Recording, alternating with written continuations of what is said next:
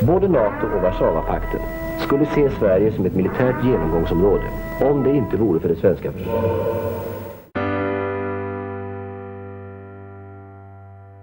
Östersjöns största naturhamn lockar till sig både industrier och fiender. Det strategiska läget skulle utnyttjas vid en invasion av främmande makt. Men här, dolt under en sommarstuga, ligger ingången till en försvarsanläggning som skulle försvara inloppet till Oxelösund. Och nu ska vi utforska vad som doldes i berget tack vare att entusiaster räddat fortet från rivning.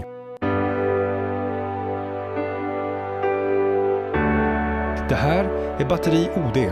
Här skulle Sveriges fiende få smaka på vårt försvar från fornstora dagar. Strax utanför Nyköping ligger Oxelösund. Här ligger Östersjöns djupaste naturhamn med både kort och djup infartsled. Till hamnen ansluter även motorväg och järnväg och här ligger Sörmlands största industri, SSAB. Men det var inte bara industrin som var viktig att försvara. En invasion av främmande makt kunde genomföras via inloppen till Oxelösund och genom Bråviken in till Norrköping. På 60-talet investerade man enorma summor på att bygga upp fasta kustförsvarsanläggningar för att försvara Sveriges inlopp och hamnar mot en fientlig invasion från öst. Batteri OD, som står för Oxelösund, började byggas i början av 1960-talet och var i drift 1966.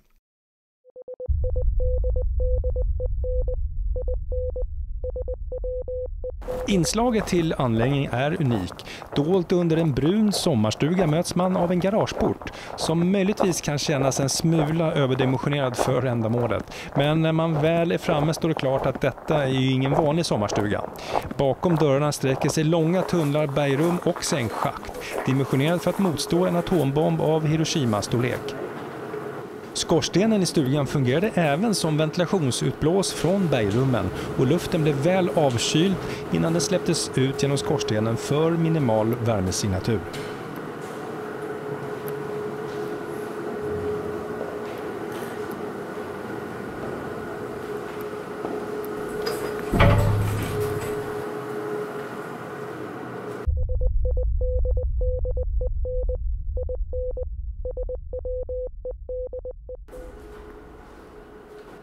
Det första man möts efter stötvågsslussen är batteriets ammunitionsförråd rakt fram. Och till höger tar centraltunneln över och vi har över 400 meter tunnel kvar att utforska.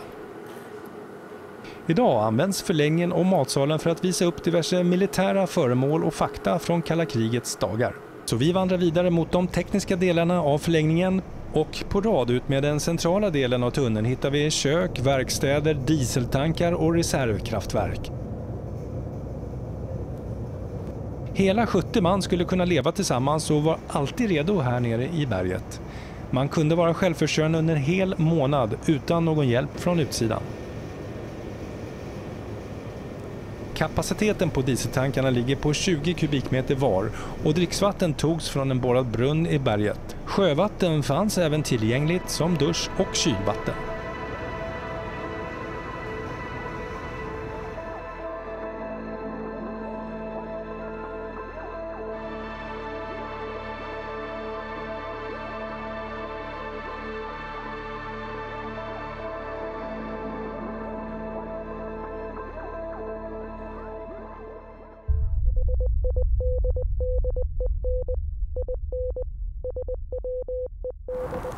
Det här är batteri ODs första pjäs av totalt 3 stycken.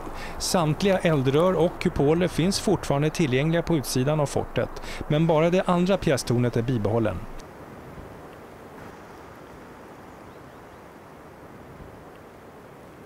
Vi kommer lite längre fram i avsnittet även ta oss till tredje pjäs, vars pjästorn är utrivet med bara betonghuset kvar idag.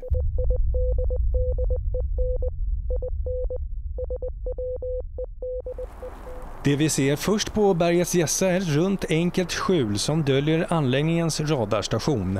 Radarn används till målangivning av fartyg med en räckvidd på 6 mil.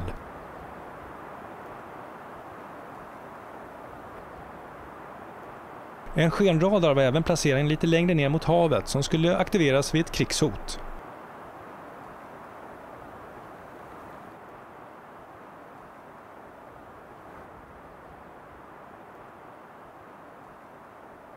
De 2 mindre kupolerna är periskop för observation av mål som sker under berget i eldledningscentralen som vi nu ska ta en titt på. Från matsalen tar vi oss snabbt upp till spiraltrappan som leder till eldledningscentralen.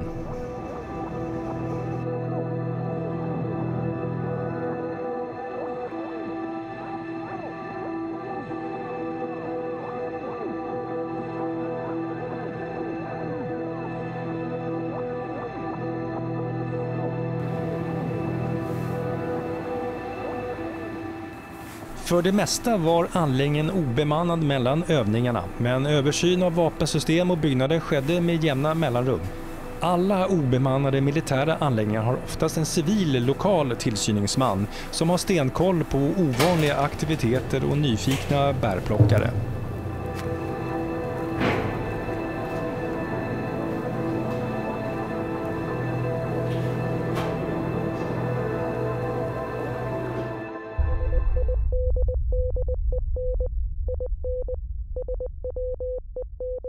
Anledningen till att endast andra pjäs är bevarad är av ekonomiska skäl. Kostnaden för att avfukta tunnlarna och sänkschakten till pjäserna är höga och därför finns endast pjäs 2 fullt bevarad idag. Alla 3 pjäsplatser utrustades med egna stötvågsportar för att snabbt kunna stängas om pjäsen skulle slås ut.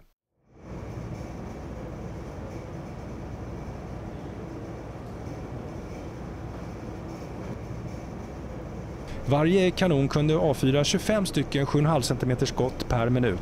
Räckvidden var maximalt 13 km och tjockleken på kupolen 7 cm.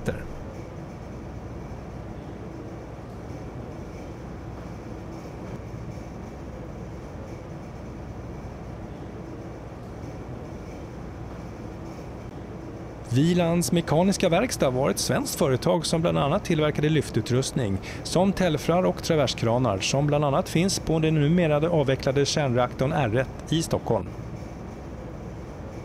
Bemanningen för varje pjäs var 7 personer som fick arbeta i hög takt för optimal kapacitet.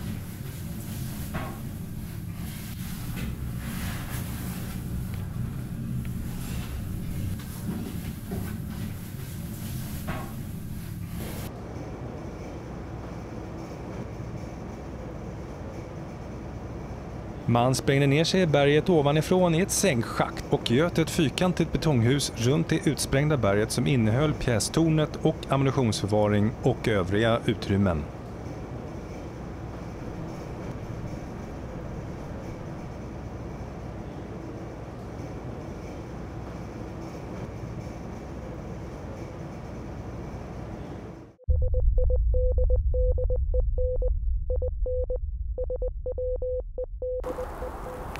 Den primära nödutgången ligger 25 meter från den andra pjäsplatsen. Nödutgången fungerar även som luftintag och nedanför finns ytterligare ett luftintag. Och att utgången är placerad mot en bergväg är för att förstärka skyddet vid en eventuell explosion. Idag är det Oxelösunds kommun som äger anläggningen och föreningen Femörefortet som driver museet.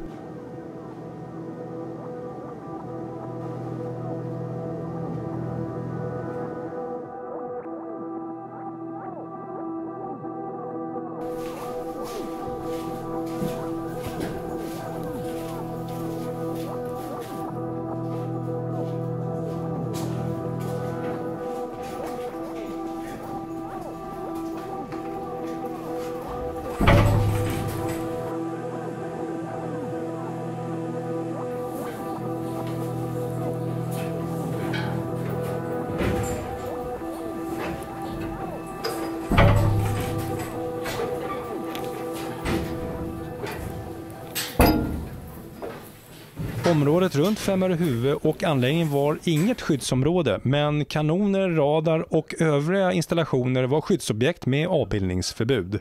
Femörehuvud var dock avspärrat tillfälligt vid övningarna.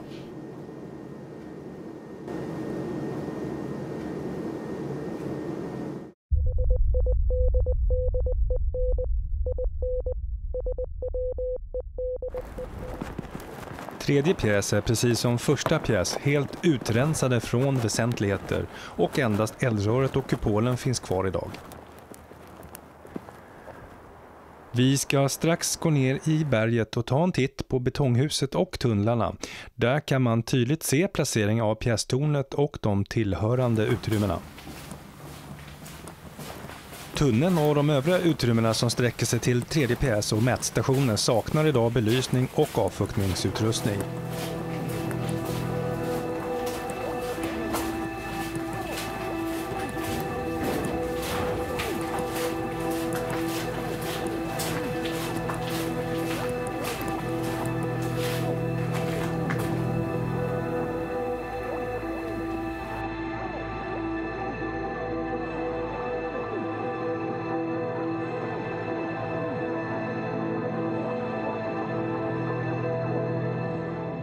Att vandra runt i Femörefortets mörka tunnlar med bara en ficklampa skapar faktiskt en trygg känsla och även en insikt över det massiva arbete som utfördes för att bygga upp ett försvar i världsklass.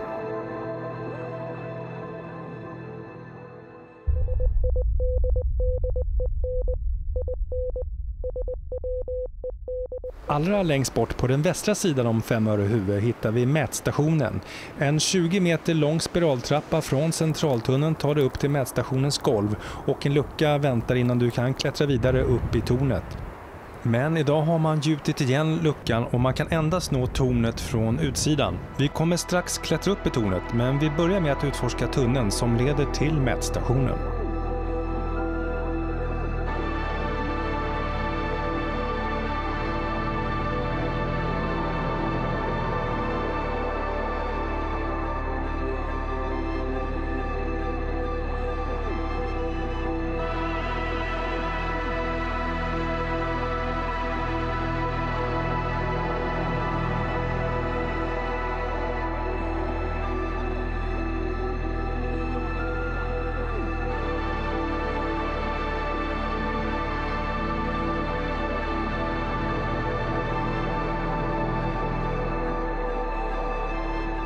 Om vi zoomar in en bit så ser vi tydligt den numera igengjutna luckan.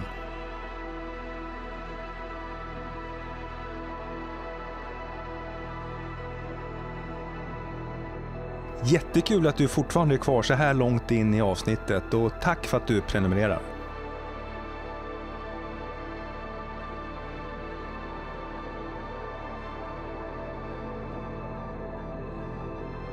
Mätstationen hade ytterligare en funktion. Skulle eldledningsplatsen slås ut skulle tornet vara en reserv för denna uppgift.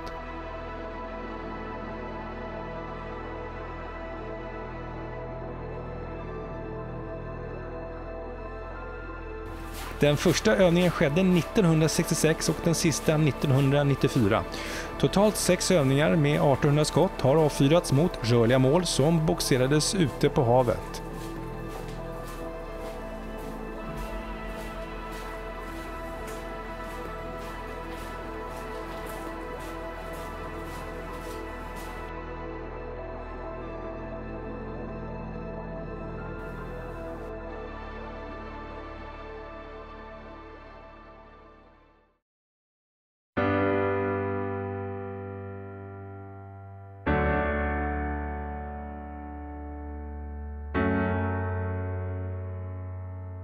Kustartilleri i Oxelösund lades i malpåse 1998.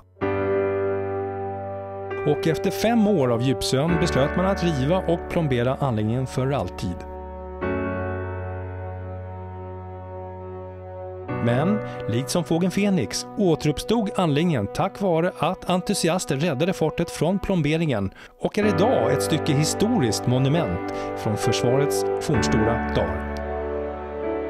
Som alltid, tack för att du tittade.